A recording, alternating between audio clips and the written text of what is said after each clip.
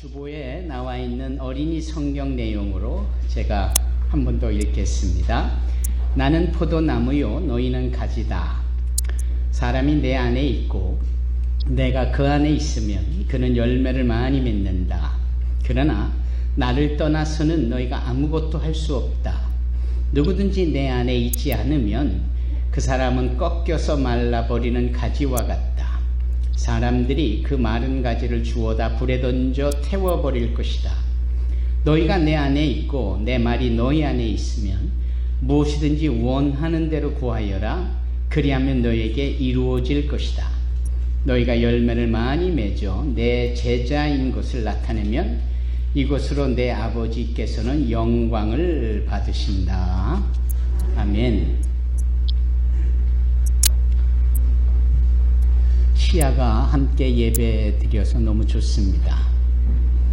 그리고 저 두 부부가 다 저의 학교 제자였는데 이렇게 아이를 낳고 또 부모님이 되면서 학교에서 가르치지 못한 것을 많이 경험을 하게 되고 또 느껴지는 것이 많을 거라고 생각이 듭니다. 꼭 저 부부를 두고 하는 얘기는 아니더라도 자식을 낳으면 생각이 많이 달라집니다. 아무리 똑똑하고 좋은 형편과 상황과 또 능력과 재능과 여러 가지 것들을 갖추어서 자기 하고 싶은 것을 다 해왔던 사람이라 할지라도 이 자식을 낳아보면 생각하는 기준이 달라집니다. 대부분의 부모들의 생각이 그런 겁니다. 저희 친구 가운데도 아주 오래전 자식을 낳고는 늦게 결혼을 했고 또 늦게 결혼한 가운데 늦게 자식을 낳았는데 참 많이 기뻐했겠지요. 그런데 아이를 낳고 진솔하게 얘기하는 것 중에 내용은 무엇이냐면 아이를 낳아보니까 보는 생각이 달라져서 지금까지는 내가 주관적으로 뭔가를 보고 생각을 했는데 이제는 이 아이가 나를 쳐다보면서 이 아이가 나를 어떻게 평가할 것인가에 대한 생각을 하게 되고 그 생각이 발전을 하면서 다른 사람들이 나를 어떻게 생각을 하게 되어지는지 주관적인 나 자신보다 객관적인 내가 어떠한지에 대해서 생각을 하게 되더라라는 겁니다. 그것은 결혼을 하고 나서도 가질 법한 생각인데 뭐 그렇게 결혼을 하고 아내로부터 함께 행복한 생활을 하면서 그런 생각은 들지 않았다라는 거예요. 그런데 자식을 낳아보니까 그런 생각을 갖게 되어지더라라는 것이죠. 여러분들은 어떻게 생각하십니까? 그럴 수 있겠지요. 1층에서 예배 드리시는 분들 또 카카오톡으로 예배를 드리시는 분들도 마찬가지입니다. 그리고 또 하나 우리가 분명히 알아야 될 것은 하나님께서는 우리에게 나에게 어떻게 말씀하시고 나를 어떻게 생각하시는가 하는 것도 우리가 자식을 낳아보면서 생각해 보는 겁니다. 어떤 이는 말합니다. 내 자식을 낳고 내 자식이 이렇게 이쁘고 귀한데 그제서야 비로소 하나님 앞에 선 나를 하나님이 얼마나 귀하게 여기시고 나를 사랑하시는지 이제 조금은 알 것 같다고. 그렇죠? 예. 자식은 열매입니다. 자식은 귀한 열매예요. 열매를 거두다 보니까 이렇게 철이 드는 겁니다. 열매를 거두다 보니까 안 하던 생각을 하게 되고, 예. 그래서 아무리 어쩌니 저쩌니 해도 결혼을 해서 자식을 낳아야 어른이 된다라는 것처럼 그럴 수 있는 것 같습니다. 그렇지 않습니까? 네.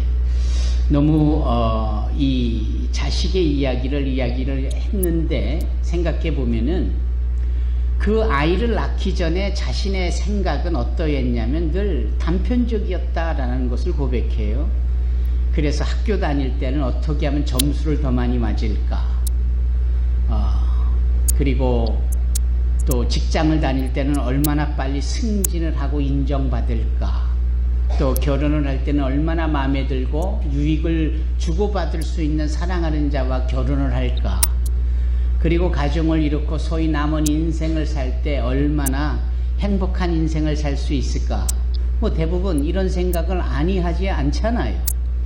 반드시 하게 되는데 학창시절의 생각 잠깐 직장에서의 생각 잠깐, 그리고 결혼의 생각 잠깐, 뭐 이렇게 단편적인 거예요. 대단히 파편적인 겁니다. 그렇죠?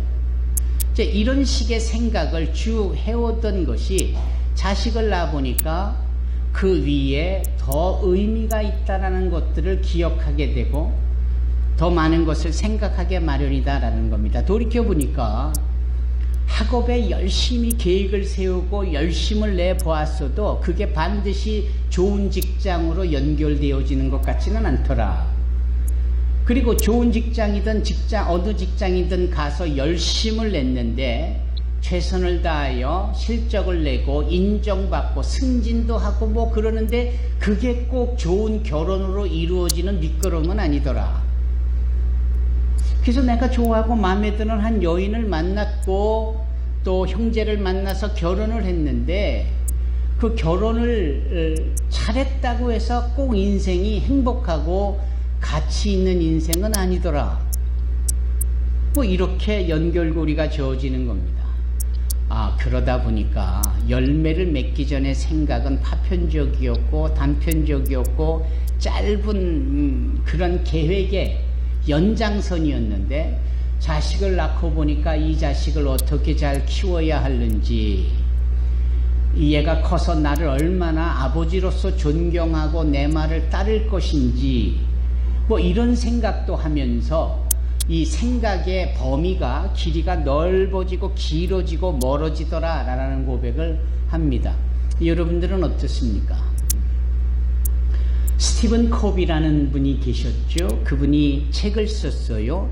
성공하는 사람들의 7가지 습관이라는, 지금까지도 스테디셀러로 많은 사람들에게 인기가 있는 책입니다.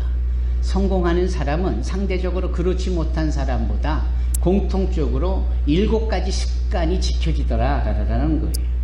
그 7가지 습관 중에 하나를 우리가 의미 있게 보고자 하는 것인데 그것이 뭐냐면, 스티븐 코비에 의하면 성공하는 사람은 항상 계획을 장기적으로 길게 멀리 세우더라 라는 겁니다. 요거 짧게 저거 짧게 뭐 이렇게 주어진 부분적인 계획을 인하여서 그거 마무리 짓고 또 이렇게 하는 게 아니라 아예 길게 그럼 어디까지 길게 하더냐. 그 책에 보면 성공하는 사람들은 본인이 죽어 장례식이 치루어지는 때까지, 바꿔 말하면 그가 남은 인생을 쭉 기획을 플래닝을 하는데 죽을 때까지 플래닝을 연결시킨다라는 거예요. 그래서 자신이 죽어 장례가 되어지는 것을 계획 속에 집어넣는다라는 겁니다. 그런 사람들은 계획이 아주 분명하고 또렷하고 선명하고 현실적이고 대단히 효과적이다라는 거예요. 그래서 코비는 말하기를 4가지를 상상해보자. 첫째, 네가 죽어서 이 장례식이 열렸는데 그때 여러 조문하러 온 사람들이 있지 않겠느냐? 그 조문하러 온 사람들 중에 첫째, 너의 가족의 대표자가 너에게 율로지스, 즉 조사를 하게 될 때, 조사는 뭔가 사건을 조사하는 게 아니라 슬퍼하며 죽음을 애통해하면서 그리워하는 이 조사, 율로지를 할 때 가족을 대표한 자가 뭐라고 얘기할 것인지 생각해 봐야 된다라는 거예요. 두 번째, 가족뿐 아니라 함께 친구로서 살아왔던 그 친구를 대표하여 누군가가 너를 위하여 조사를 할 때 그 조사의 내용이 어떠한지를 생각해 봐야 된다라는 겁니다. 세 번째, working place, 즉 일하는 일터에서 함께 일했던 직장 동료들이 너에 대해서 평가를 하고 아쉬워하고 그리워할 때 그들이 너에 대해서 뭐라고 얘기할 건지를 상상하고 그것을 계획 속에 넣어야 된다라는 겁니다. 그리고 마지막 대상 중에 하나가 교회 성도입니다. 함께 예배를 드리고 함께 신앙생활을 영위했던 이 교인 중에 대표자가 조사를 할 때 너에 대해서 뭐라고 말을 할는지를 한번 상상해봐라 라는 거예요. 그러면 이 장례식에 즈음하여 가족, 친구들, 직장 동료들, 교회 성도들이 나에 대해서 평가를 해야 된다라고 본인이 상상을 할 때 적어도 이런 소리를 들어야 하지 않겠느냐, 이렇게 평가받아야 되지 않겠느냐 라고 그 생각을 목표치에 담으면 대단히 남은 인생에 아주 선명하고 또렷한 계획이 세워질 수 있다라는 것. 여러분들 어떻게 생각하십니까? 여기 1층에 계시는 분들, 또 카카오톡으로 예배를 들으시는 분들, 그렇지 않습니까? 예. 사실은 모든 사람들이 계획을 말하지만 대단히 베이그 아이디어, 모호한 생각들입니다. 그 생각을 얘기하고 계획을 말할 때 꽤 그럴싸해 보이지만 대단히 모호해요. 그게 파편적이라는 표현을 쓰는 이유가 바로 거기에 있는 겁니다. 그리고 그렇게 해서는 뭘 어쩌겠다라는 것인가. 그래서 이렇게 공부를 열심히 하는 학생에게 공부를 열심히 해서 뭐 할 건데, 좋은 자리 취직해야죠. 좋은 직장에 가서 취직해서 뭐 할 건데, 예쁜 섹시 얻어가지고 결혼해야죠. 예쁜 섹시 얻어서 결혼해서 뭐 할 건데, 뭐 이런 식의 모호한, 이런 것을 풍자했던 한 개그 프로그램이 있었잖아요. 뭐 할 거냐고. 그랬더니 소고기 사 먹겠다고. 기억나십니까? 결국은 이 모든 모호한 얘기의 끄트머리가 결국 소고기 사서 소고기 거먹는 게 계획 아닙니까? 그 사회성이 짙게 깔려있는 풍자한 이 개그는 많은 것을 생각하게 해주는 겁니다. 우리가 크리스찬인데 우리는 과연 우리의 계획을 어떤 식으로 풀어야 할까? 이게 정말 중요한 겁니다. 여러분, 우리는 이 모호함 속에 살면서 어떻게 살아야 되는지에 대한 답을, 해결책을 얻고자 하면서도 그걸 도대체 어디서 얻어야 될지 잘 모르는 경우가 너무 많습니다. 여러분 아십니까? 아일린 아니? 존 아니? 재성이 아니? 전 알아요. 그 모든 해결책의 비결, 비밀, 비법 어디 있을까요? 성경입니다. 성경에 보면 온 인류의 역사 속에 개입하신 하나님의 일들로 가득한 이 성경에 보면 우리가 어떻게 가치 있고 어떻게 좋은 인생을 살기 위하여 계획하여야 되는지 너무나도 잘 나타나 있는 거예요. 가장 가까운 곳을 손에 이 성경을 두고 엉뚱한 곳에서 자신의 인생의 계획을 세우려 하고 엉뚱한 곳에 마음을 두고 인생의 계획을 세우려 하니 고작 소고기 한번 거먹자라는 것으로 끝나는 거 아닙니까? 여러분, 성경을 제대로 읽고 성경 속에서 우리의 진정한 인생의 가치를 발견할 수 있는 저와 여러분이 되기를 주님의 이름으로 축원합니다.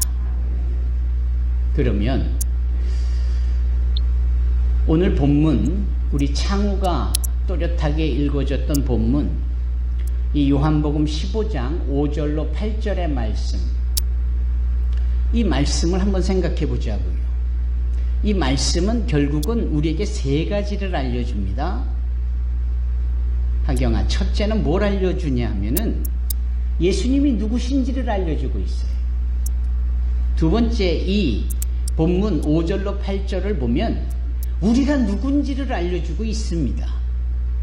그리고 세 번째는 우리가 어떻게 살아야 하는지를 알려주고 있습니다.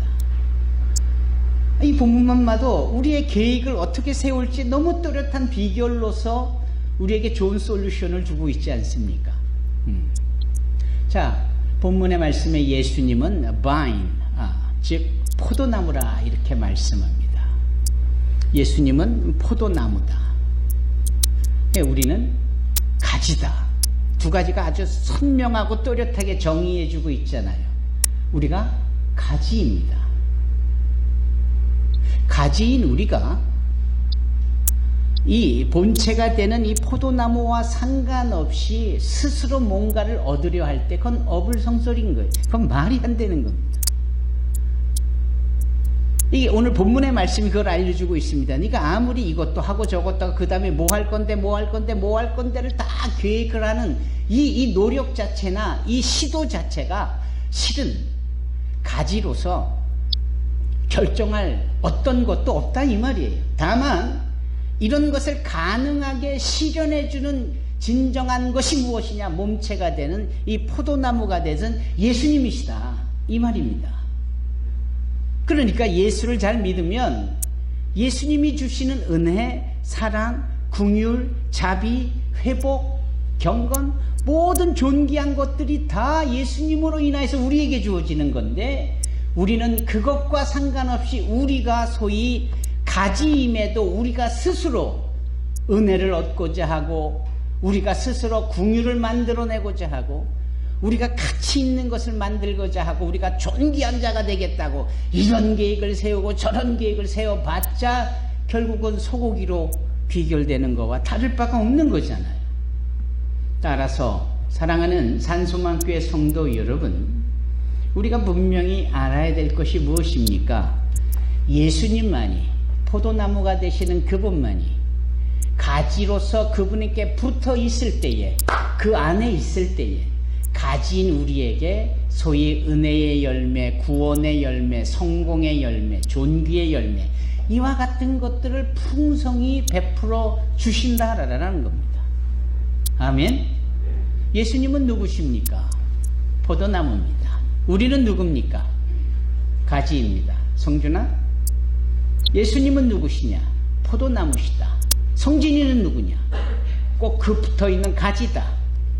그럴 때 예수님이 성진이의 삶을 통하여 많은 열매를 맺게 하셔서 제자를 삼으신다라는 성공이죠. 스티븐 코비의 이야기가 이제 더 이상은 필요 없습니다. 생명의 말씀이 되시는 이 성경에서 우리에게 성공할 수 있는 존귀한 자의 삶을 사는 비결을 알려주는 겁니다. 오늘 입술을 열어 읽은 창우는 당연히 주님께 꼭 붙어있는 가지로서 많은 열매를 맺게 될 줄로 믿습니다. 자식이 그렇게 열매를 맺는데 부모가 어슬렁어슬렁 설렁설렁 대충대충 그러면서 열매를 맺으려고 하지 마십시오.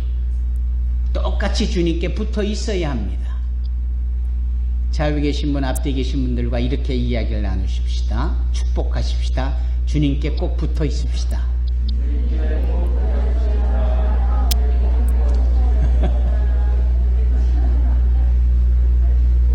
Stay connected with the branch, with the trees of vine. 예수님의 포도나무됨에 as a branch, 가지로서 stay connected, 주님께 꼭 붙어 있는 것. 제가 조금 있다가 소개해 주실 분이 계세요. 그분이 우리에게 잠깐 축복의 말씀을 해 주실 건데 그분을 위하여서 제가 잠깐 영어로 말씀드린 겁니다. 여러분, 주님께 꼭 붙어 있는 것. 이 사도행전 11장에 보면 주님께 꼭 붙어 있으라는 그 권면의 말씀이 등장을 합니다. 그게 어디일까요? 그것은 바로 지금 이 지진이 어마어마하게 난 그 튀르키예를 넘어 시리아 쪽에, 특히 시리아 쪽에 엔티옥이라는 곳이 있습니다. 그걸 성경은 수리아 안디옥이라고 설명하고 있지요. 거기가 이번에 지진이 어마어마하게 났거든요. 그러니까 우리 초대교회, 선교하는 교회에 이런 엄청난 지진으로 인한 데미지가 있는 겁니다. 참 시사하는 바가 큽니다.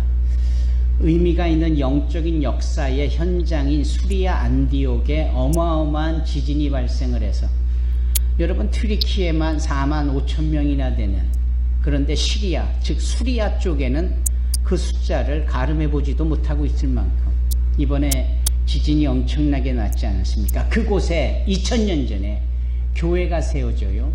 그 교회의 주류를 이루고 있는 분들은 주로 이주민들이었습니다. 그러니까 사도행전 7장에 스데반 집사가 무소부지하신 하나님에 대하여서 설교를 하고 돌에 맞아서 순교를 당하는 이 일이 문제의 끝점이 아니라 문제의 시작점이 되면서 그 예루살렘에 있던 많은 크리스찬들이 다 핍박을 받습니다. 그리고는 흩어집니다. 흩어져서 페니키아로 흩어지고 사이프러스, 구브로로 흩어지고 그 중에 대다수의 사람이 흩어진 곳이 이 엔티옥, 수리아 안디옥으로 흩어집니다.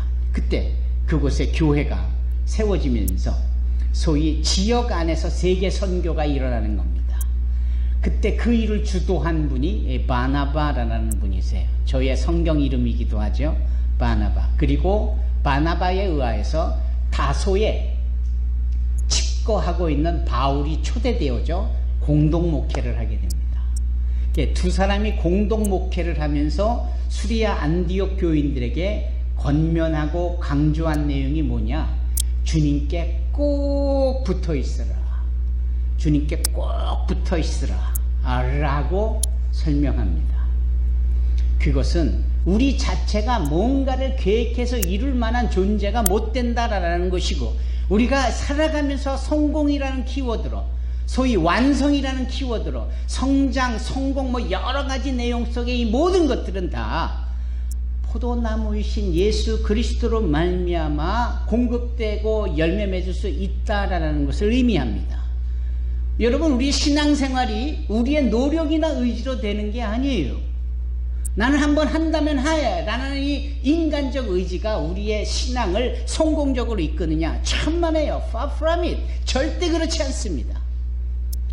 우리가 다만 주님께 붙어 있을 때 주님의 능력과 그분의 사랑과 그분의 은혜로, 그분의 자비의 손길로 인하여서 가지된 우리에게 이런저런 열매가 맺어가듯이 우리의 신앙생활의 열매가 그때서야 맺어갈 수 있게 되는 겁니다. 아멘. 카카오톡으로 계시는 분들도 아멘으로 문자를 화답해 주시고요. 1층에서 예배 드리는 분들에게도 동일한 역사가 있어지기를 주님의 이름으로 축원합니다. 그러니까 이제 이런 식의 질문이 가능하겠죠. 그러면 서희야, 너는 어디 있냐? 지금 주님께 꼭 붙어 있냐? 요란다, 너는 어떠냐? 주님께 꼭 붙어 있냐? 이런 식의 질문을 할 수 있는 겁니다. Where are you? 어디 있느냐 도대체? 아담과 하와가 선악을 알게 하는 나무의 실과를 먹고 난 후에 주님께서 아담아 아담아 찾으실 때 두려워서 숨습니다. 그들이 숨은 것을 주님께서 모르실 리 없구만 주님이 물으시는 거예요. 네가 어디 있느냐? Where are you? 어디 있느냐? 동일한 질문을 여러분들에게 하신다면 여러분들은 지금 뭐라고 대답하시겠습니까? 과연 여러분들은 꼭 지금 예배의 공간 안에 와서 예배드리는 이런 차원의 물리적인 차원을 훨씬 넘어서 정말 하나님과의 영적인 관계 속에서 그분에게 꼭 붙어 있느냐? 여러분, 이러한 질문 앞에 여러분 네 그렇습니다 라고 대답할 수 있는 성도들이 되기를 바랍니다. 주녀가 아멘 했지? 아멘. 사도 바울이라는 자, 아까도 말씀드린 것처럼 바나바가 실패한 그를 초대하여서 회복시켜주는 과정이 있었을 때 그 바울이 얼마나 감사했을까요? 그런 기회를 주는, 재차 주시는 주님께 얼마나 감사했을까요? 동일한 차원에서 하나님께서 바울아 네가 어디 있느냐 라고 물으셨을 때 바울은 도대체 뭐라고 대답했을까요? 우리가 이렇게 상상해 볼 수 있는 겁니다. 예, 하나님, 제가 죄인이었었습니다. 제가 두 눈 시퍼렇게 뜨고도 거짓된 것을 참으로 아는 오해했던 자입니다. 예수 믿는 자를 핍박했고 사람들을 괴롭혔고 나의 알량한 지식으로 그게 다인양 기준 삼아 떠들어댔고 그게 저였습니다. 하지만 주님께서 저를 품어주셨고 이젠 제가 주님 안에 있기 때문에 나는 더 이상 죄인도 아니고 나는 더 이상 어둠의 자녀도 아니고 지옥의 길로 내 달아가는 불쌍한 영혼도 아니고 주의 사람으로서 구원받은 자로서 천국 백성이 되었습니다. 저는 주님 안에 있습니다 라고 사도 바울은 대답했던 것이 뻔합니다. 그렇지 않습니까? 로마서를 읽어보면 오호라 나는 곤고한 사람이로다. 누가 나를 사망의 법에서 이끌어내리라. 본인을 그렇게 설명을 하잖아요. 죄인이었다 말입니다. 그런데 그 로마서 7장이 끝나고 8장으로 넘어가며 8장 1절에 뭐라 합니까? 그러므로 그리스도 예수 안에서는 결코 정죄함이 없노라. 자신이 그리스도 안에 있다 보니까 더 이상 예전에 곤고한 그 죄인의 모습이 아니라 이제는 로마서 8장이 말하고 있는 이 은혜로 인하여서 용서함을 받고 구원의 자리에 서고 성령께서 말할 수 없는 탄식으로 자신을 위하여 늘 기도해 주고 계시고, 아멘. 그러니 우리가 알거니와 하나님을 사랑하는 자 곧 그때 뜻으로 부르심을 입은 자들에게는 모든 것이 합력하여 선을 이룬다라고 말하며, 그게 8장 28절 아니에요. 그리고 8장 32절에 끝절에 뭐라고 합니까?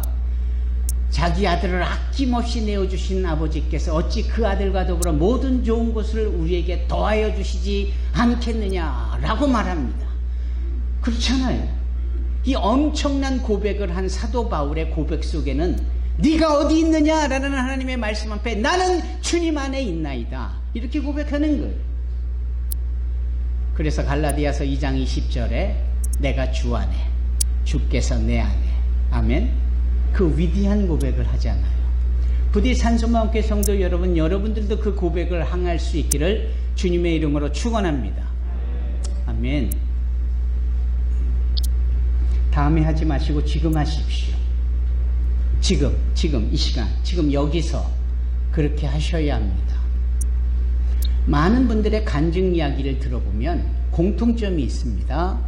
그 공통점이 무엇이냐면, 한때는 괴팍했고 문제가 많았고 거칠었고 자기 잘난 맛에 살았고 뭐 그랬다라는 거예요. 그러나 인생에 쓴 경험과 어려운 시련의 과정을 겪으면서 주님 앞에 기도하고 주님께 은혜를 얻게 되어지니까 이제 좋아졌고 이제 행복하고 이제 참 인생의 가치를 알았다, 감사하다. 이게 대부분 간증자들의 공통적인 간증 내용이에요. 그렇죠? 예.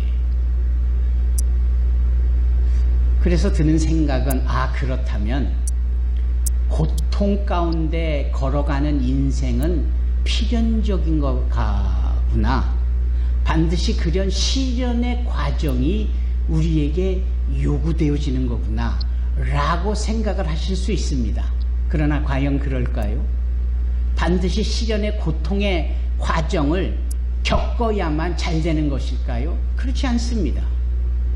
이 요나 선지자가 큰 물고기에 잡혀 먹기도 했고 토해내기도 하고 어렵사리 그 니느웨 성에 가서 말씀을 전하는 일을 할 때 그게 아예 처음부터 짜진 시나리오일까요? 그럴 리가 없습니다. 요나가 아예 처음부터 얘야 요나야 너는 저 큰 성읍 니느웨에 가서 내가 저들에게 말하는 이 메시지를 전하여 회개하라고 해라. 그럼 당장 죽어 지옥을 갈 너희들이 살아 구원받아 천국에 있을 것이다 라는 이 주님의 말씀을 요나가 네 하고 바로 처음부터 순종해서 그 일을 했다면 구태여 어려움을 겪을 일이 하나도 없습니다. 문제는 그 말씀에 순종하지 아니했기 때문에 스스로 그 어려움을 자초한 꼴이 된 겁니다. 그래도 감사한 것은 요나서 3장에 하나님께서 요나에게 두 번째로 말씀하시더라 라는 기회가 주어진 이 자체가 은혜였고, 정신이 번쩍 든 요나는 그때 그 일을 행하는 것이죠. 이 말씀을 드리는 이유는 뭡니까? 성경에 등장하는 여러 일들 속에 이런 사람 저런 사람 불순종하여 매를 맞듯이 고통 속에 있다가 정신 차리고 주의 일을 잘 감당하게 되어진 요나 같은 케이스를 보면서 나도 요나처럼 저렇게 고통을 겪어야 되는구나 가 아니라 고통을 겪기 전에 아예 순종 모드로 가야 된다. 그것을 성경은 우리에게 말씀하고 있는 겁니다. 지금 말이죠. 그래서 주님 오늘 본문에 말씀하시지 않습니까? 뭐라고 말씀합니까? 너희가 내 안에 있고, 7절이에요. 너희가 내 안에 있고 내 말이 너희 안에 있으면 지금 문 목사를 통하여 주시는 이 하나님의 말씀이 귀를 통하여 여러분들의 마음속에 이 말씀이 들어가 있다면, 주님의 말씀이 여러분 안에 있다면, 그리고 여러분들이 지금 내가 주님 안에 있기를 원합니다 라고 고백한다면, 여기 뭐라고 말씀합니까? 무엇이든지 원하는 대로 구하여라. 그러면 너에게 이루어질 것이다. 대단하지 않습니까? 조건은 딱 내가 주님 안에 있어야 되고, 주님이 내 안에, 주님의 말씀이 내 안에 있을 때 무엇이든지 바라고 원하는 것, 소위 계획을 세우고자 하는 것들이 이때서야 비로소 이루어지는 겁니다. 매그 학교에서 공부하겠다고 계획만 세워놓고 연필만 뒷딱 깎고 작심삼일이 돼서 책을 보기는커녕 숙제도 안 하고 이러기 일수잖아요. 직장에서 어떻게 열심히 해보려고 해도 늘 그냥 피곤해 지치고 상대적으로 평가하면서 고단하고 잘 되지 않잖아요. 예. 잘 되지 않는 가운데 유일한 해법이라 할까, 비법이라 할까, 오늘 주님이 알려주시는 말씀, 당신은 포도나무요 너희는 가지다. 그러면 너희가 내 안에 있고 내 말이 너희 안에 있으면 무엇이든지 구하라. 내가 너에게 주리라. 그 계획이 실현되기를 주님의 이름으로 축원합니다. 주님 안에 계시는 저와 여러분 산소망교회 성도들이 되기를 주님의 이름으로 축원합니다.